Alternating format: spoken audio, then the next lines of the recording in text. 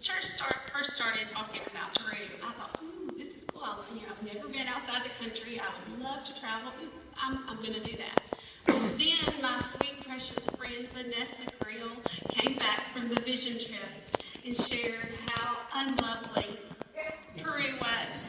The living conditions, the lack of plumbing, the smell, and I thought, forget it. That's not where I'd like to visit. But when Billy came and talked about teachers going, and the fact that we could talk about Jesus as much as we wanted in a classroom, I knew for a fact that is exactly where God wanted me to be. And not to say that I don't talk about Jesus in my classroom, because I do. But there I could do it openly, and it was just such a blessing, and I knew that I had to go, and I'm glad I did. Well, like most of you, I'm sure, I love to see God's work, love to see God at work, love to see what God's done. First time ever seeing the Andes Mountains, obviously this was my first time. There's no doubt that God has been at work for a long time. He has built just an incredible scenery, which of course is not what we're here to, or not going to do. But after 3 years of really taking teams down there, countless dollars spent, there's no doubt that God is at work. In the village of Lahuaytambo in particular. Through the missionaries that he sent, I would say there are very few people in the village who have not heard the word. We all know we can't make the decisions for people. It's our job to tell them the good news of salvation. And I think through the missionaries, there's been very few people in Lahuaytambo that have not heard that word. As we talked, and would talk to the kids, obviously we had interpreters that could tell us what their questions were, and they had so many questions. You could tell most of these kids, or a lot of these kids, are getting very close. They're asking the right questions, they're understanding what's being told to them through the movies that are shown, through the people that go down and talk about God, and also through the people in their life. God has placed a principal in the school. He grew up in a Christian home. He has told Billy that he is ready to rededicate his life to being a Christian. And this man has committed the next 3 years of his life to be in the school. And it's reassuring to know that this man is going to be there every day. That's who these kids will see and look up to. God's also placed Pastor Jose. He placed a church in Lahuaytambo.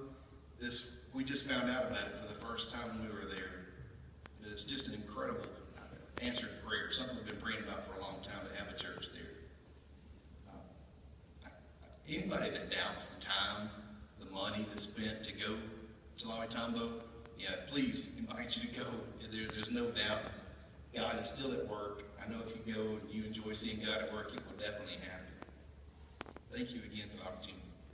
And I'm going to tell you, I have expectations. We all have different expectations when we go places, whether it be to school, to vacation. Well, of course, we had expectations there. And I had some expectations. I really didn't expect my southern accent to be mimicked and mocked, but it was. Then we get off the bus in Lahuaytambo, and there's a big festival or campaign party going on. And this first little boy comes running up to me, and he said, "Como te llama?" And I said, "Me llama Pam." And he goes, "Pam?" Trying to say my name. So for the rest of the week, I was Pamela, so no one else would make fun of me. I also expected to teach alongside the teachers there. Didn't happen. They left. They left it to us.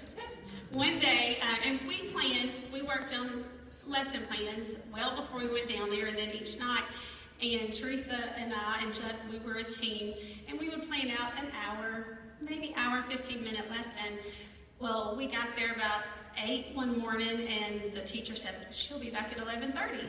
So we turned our hour-and-a-half lesson into 3 hours, and we did it. God did it. We had a lot of fun and got to talk with the kids a lot that day. I expected the students to just look at us like, oh, you're just the boring teachers. You know, you're here at school. We don't want to see you anywhere else. That was not the case. We could not keep them away from the hostel where we stayed. They were there. If we were there, they were there. If we needed a break, the sweet missionary interpreters. They would take them on the back porch and do crafts and stuff with them just to give us a moment to take a breath. But they loved being with us. One group, we hiked down to the Incan ruins one day, and we were about halfway up, and it was about, a mile and a half? It was long, probably 5 or 10 miles to be honest, but we were about halfway up, and these little boys come running down. They wanted gum from Billy, so they didn't care where we were. They were going to seek us out. Another thing, I expected to see tarantulas and scorpions because I had been warned, but I didn't see any, so that was a good blessing.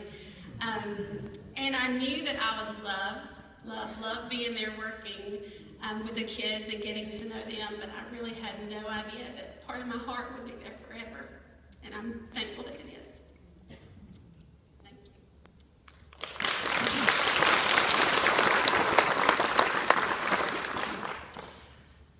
Well, this was my first trip to Peru, so I was one of the newbies that we had on the trip. I think there were 5 of us that had not been before.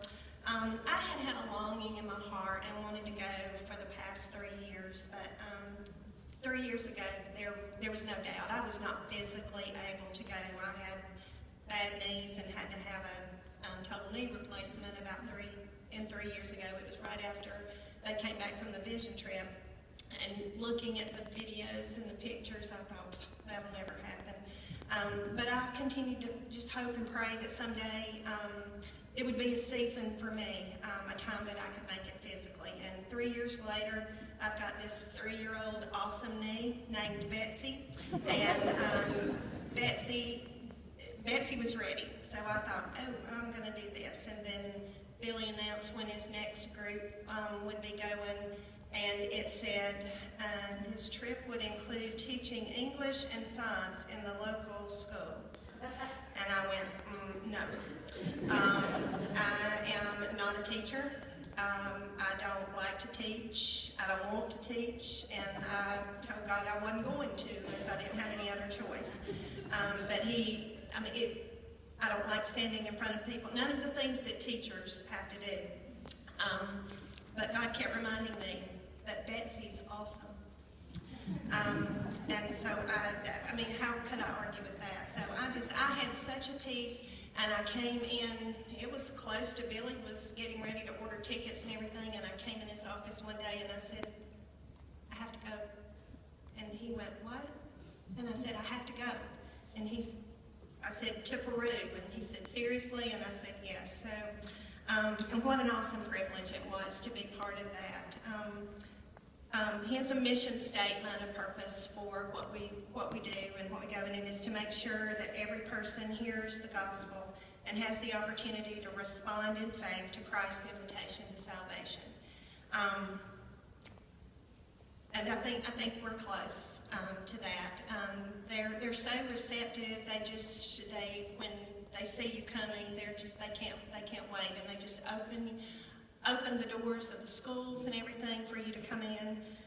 We had about a 30-40 minute walk to get to the school every morning, and we always kind of stood outside and waited to be called into the classroom where we would be assigned. And everybody got their assignment, but me and Pamela and our interpreter, and we were sitting there going, and the interpreter came out and he said, the principal wants to see you in his office. And I looked at Pam, and Pam looked at me, and she said, what did we do? And I said, we haven't done anything yet, so I'm not sure. But it was amazing. He was so interested in how our school systems and how our educational system works here in the United States. You know, it's almost a shame to have to share some of that. He was interested in salary and things like that.